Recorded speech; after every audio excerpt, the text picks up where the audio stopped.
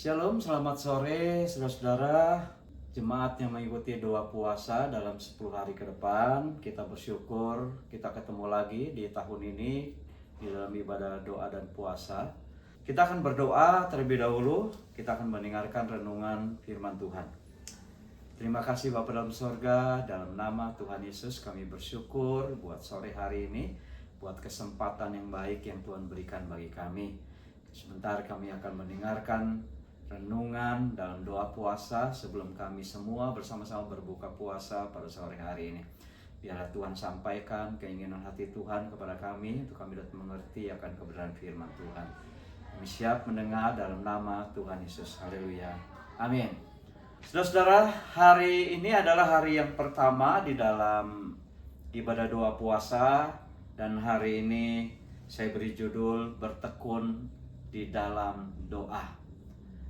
Banyak di dalam kehidupan kita pergumulan dari hari ke hari ya, baik yang berat maupun yang nggak begitu berat ataupun yang ringan. Tetapi biarlah kita semua serahkan kepada Tuhan. Apapun pergumulan kita, doa-doa kita sampaikan kepada Tuhan. Walaupun tentu jawaban Tuhan kadang-kadang bisa saja ya, bisa tidak, dan nanti dulu. Tapi kita tetap bertekun di dalam doa ya, supaya kita serahkan semua ini ke dalam tangan Tuhan. Dan kita akan membaca di dalam Lukas pasal 18. Saya akan bacakan ayat ini, ayat 1 sampai ayat yang ke-8. Yesus mengatakan suatu perumpamaan kepada mereka untuk menegaskan bahwa mereka harus selalu berdoa dengan tidak jemu-jemu. Katanya, dalam sebuah kota ada seorang hakim yang tidak takut akan Allah dan yang tidak menghormati seorang pun. Dan di kota itu ada seorang janda yang selalu datang kepada hakim itu dan berkata, "Belalah aku terhadap lawanku." Beberapa waktu lamanya hakim itu menolak, tetapi kemudian dia berkata di dalam hatinya, "Walaupun aku tidak takut akan Allah dan tidak menghormati seorang pun, namun karena janda ini menyusahkan aku, baiklah aku membenarkan dia, supaya jangan terus saja ia datang dan akhirnya menyerang aku." Ayat yang ke-6, kata Tuhan, "Camkanlah apa yang dikatakan hakim yang lalim itu. Tidakkah Allah akan membenarkan orang-orang pilihannya yang siang malam berseru kepadanya? Adakah ia mengulur-ngulur waktu sebelum menolong mereka? Aku berkata kepadamu, ia akan segera membenarkan mereka. Akan tetapi jika Anak Manusia datang, adakah ia mendapati iman di bumi?" Yesus mengatakan satu perumpamaan kepada murid-muridnya dan tentu juga kepada kita hari ini, bahwa kita harus selalu berdoa dengan tidak jemu-jemu. Di sana dikisahkan bahwa ada perumpamaan tentang hakim yang lalim ya, yang diminta oleh seorang janda yang pada waktu itu di kota itu sedang mengalami masalah. Ketika terus-menerus meminta, si hakim itu tetap menolak untuk melakukan pertolongan atau membela haknya janda itu. Kalau kita melihat di dalam pasal ini 18 ayat 1 sampai 8, di sini ada 3 pribadi, Saudara. Yang pertama adalah pribadi Allah. Tentu kita tahu bahwa Allah yang kita sembah adalah Allah yang setia. Allah yang kita sembah adalah Allah yang besar. Sebab itu ada lagu mengatakan, "Aku punya Allah yang besar." Dia Allah yang setia, dia Allah yang besar, dia Allah yang mau menolong setiap kita. Dan tentu dia juga akan membenarkan setiap kehidupan kita. Pribadi yang kedua adalah, yaitu pribadi mengenai janda yang sedang bermasalah. Janda ini dikatakan dia sedang mempunyai masalah dan minta supaya dibela haknya. Janda ini mungkin tidak punya uang, saudara-saudara, tapi janda ini janda yang tekun. Pribadi yang ketiga adalah mengenai hakim yang lalim. Di sini dikatakan bahwa hakim ini dia tidak takut akan Allah dan tidak menghormati sesamanya. Makanya Tuhan Yesus katakan hakim ini adalah hakim yang lalim. Jadi ada 3 pribadi di dalam cerita perumpamaan ini. Nah, Tuhan Yesus ingin menjelaskan kepada saudara-saudara semua bahwa kita berdoa harus dengan tidak jemu-jemu, terus menerus dengan satu kesungguhan hati. Ya, sebab itu Tuhan Yesus katakan bahwa si janda ini datang terus menerus kepada hakim ini supaya ditolong, tetapi hakim ini tetap menolak. Poin yang pertama saya beri judul yaitu berdoa dengan tidak jemu-jemu. Kita sama-sama katakan ya. 1, 2, 3. Berdoa dengan tidak jemu-jemu. Firman Tuhan katakan bahwa berdoa dengan tidak jemu-jemu adalah dia bertekun di dalam berdoa. Tidak bosan-bosan. Dia lakukan tuh doa. Pokoknya sebelum doa saya terjawab, saya akan cari terus. Saya akan minta terus. Karena firman Tuhan katakan bahwa hakim ini walaupun hakim yang lalim, tidak menghormati, tidak takut akan Allah, tapi karena dikejar-kejar oleh janda ini, akhirnya dia berpikir, wah, kalau begitu saya harus menolong janda ini, harus membela hak janda ini. Supaya jangan sampai saya diganggu oleh janda ini, oleh teriakannya, oleh kedatangannya, oleh mungkin satu waktu dia akan menyerang saya. Akhirnya, singkat cerita saudara-saudara, ditolonglah janda ini. Nah, yang pertama adalah berdoa dengan tidak jemu-jemu.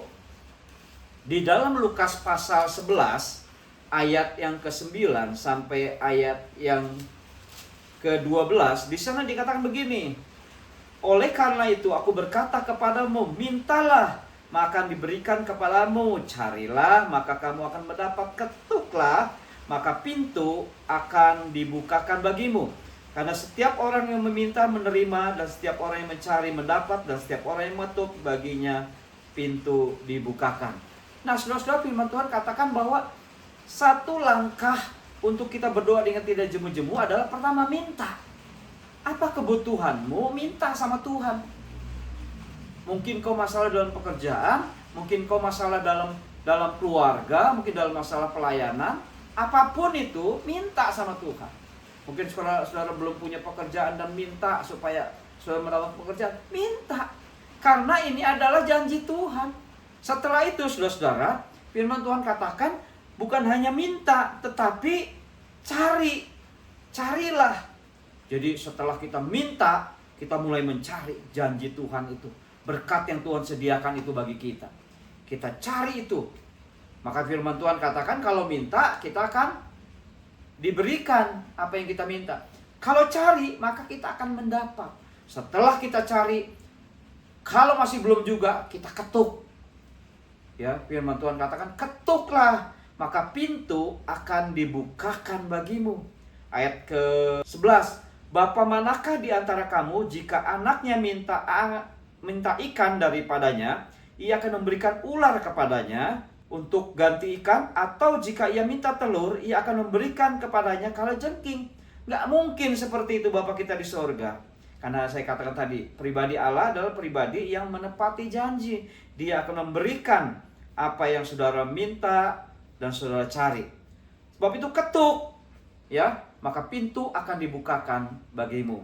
Berdoa dengan tidak jemu-jemu. Pertama, minta, ya, mintalah, maka diberikan kepadamu. Kedua, carilah. Ketiga, ketuklah. Banyak orang cuma minta doang, tapi tidak mau mencari. Maunya di rumah saja supaya dapat pekerjaan. Maunya di rumah saja supaya dapat berkat. Enggak, kita harus cari. Kita tanya kepada orang-orang, kita tanya, kita cari.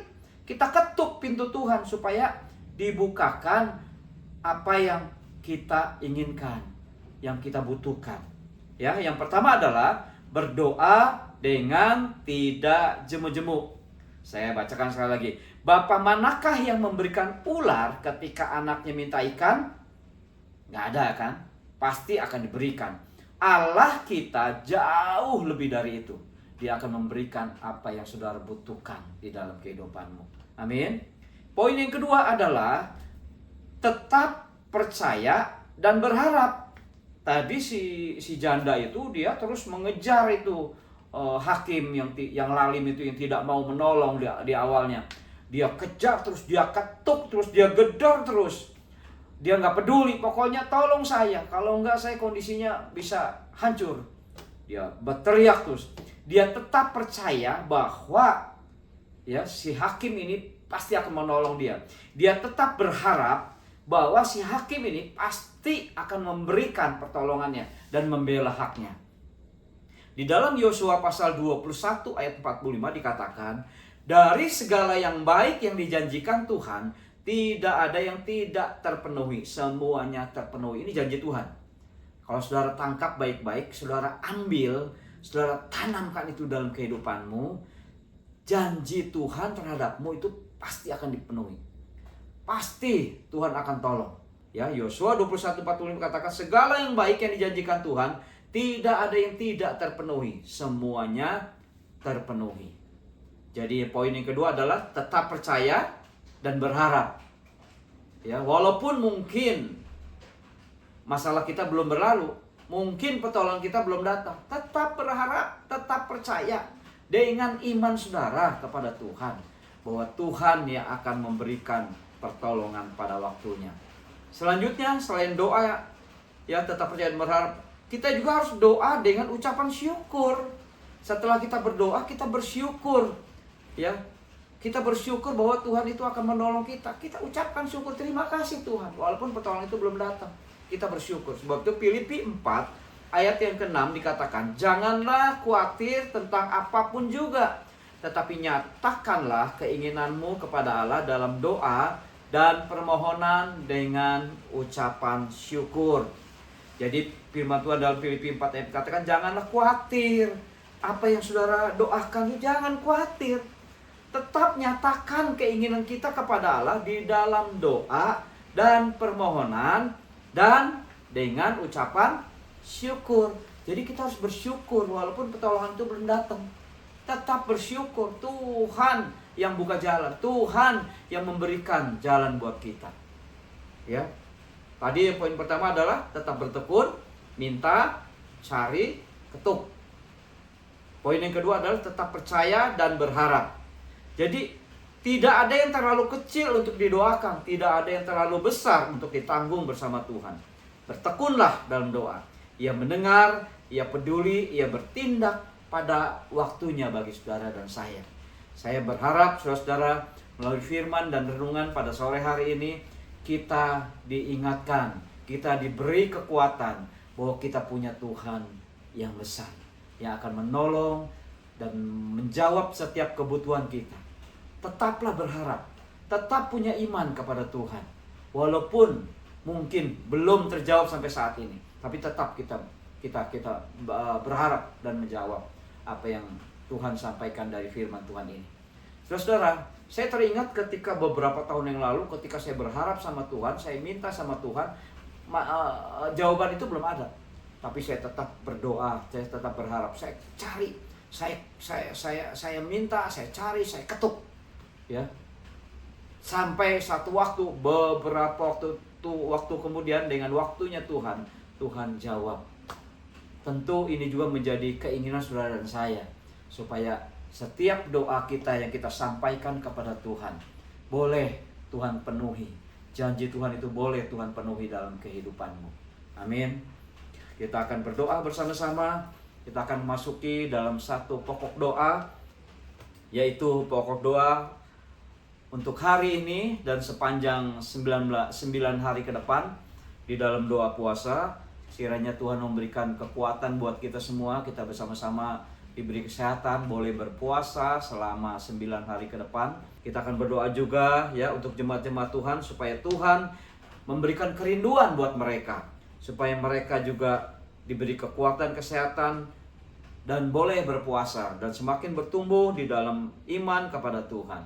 Dan kita juga berdoa untuk bangsa dan negara dan kota kita. Kita akan berdoa dulu untuk doa puasa yang akan kita lalui dalam 9 hari ke depan lagi. Ya, kita akan doakan sama-sama. Terima kasih Bapa dalam sorga, kami bersyukur buat kebaikan Tuhan yang selalu menyertai kami, dan janji-janji Tuhan yang selalu memenuhi kehidupan kami. Kami mempercayakan kehidupan kami sepenuhnya ke dalam tangan Tuhan, karena Tuhanlah jawaban doa kami. Melalui renungan ini kami boleh mengerti bahwa Tuhan adalah Allah yang baik, Allah yang sanggup memenuhi kebutuhan kami. Terima kasih Tuhan, kami berdoa untuk hamba-hamba Tuhan yang akan melayani, kiranya Tuhan urapi mereka, pakai mereka untuk menjadi alat bagi pelayanan melalui onsite maupun melalui online. Tanamkan hikmat kepada mereka sehingga menyampaikan kebenaran firman-Mu. Untuk jemaat Tuhan yang akan mengikuti, baik hamba-hamba Tuhan yang melayani juga, Tuhan juga beri kesehatan dan kekuatan buat mereka. Bersama-sama kami berdoa, puasa untuk kemuliaan nama Tuhan. Dan juga Tuhan, kami juga berdoa untuk bangsa dan negara dan juga kota tempat kami tinggal. Kami berdoa bagi para pemimpin bangsa kami, baik presiden, wakil presiden, para menteri, dan para Tuhan Yesus segenap jajaran pejabat juga Tuhan, sampai ke kota-kota maupun ke desa-desa. Kiranya Tuhan memberikan hikmat, takut akan Tuhan buat mereka. Mereka dapat menjalankan pemerintahan dengan baik, dengan benar, dengan bertindak sesuai dengan apa yang Tuhan izinkan atas kehidupan mereka dan Tuhan inginkan terjadi bagi setiap jemaat ataupun rakyat Indonesia. Terima kasih Tuhan Yesus. Tuhan memberkati para gubernur juga, bupati, setiap pejabat-pejabat sampai ke daerah. Tuhan pakai mereka. Terima kasih Bapak. Kami akan berbuka puasa pada sore hari ini. Kiranya Tuhan memberikan kesehatan buat kami. Tuhan memberkati makanan dan minuman. Jadikan kekuatan bagi setiap kami. Kami buka puasa ini dalam nama Tuhan Yesus. Haleluya. Amin. Oke saudara, sampai ketemu lagi di hari esok dalam ibadah doa puasa online. Shalom, Tuhan memberkati.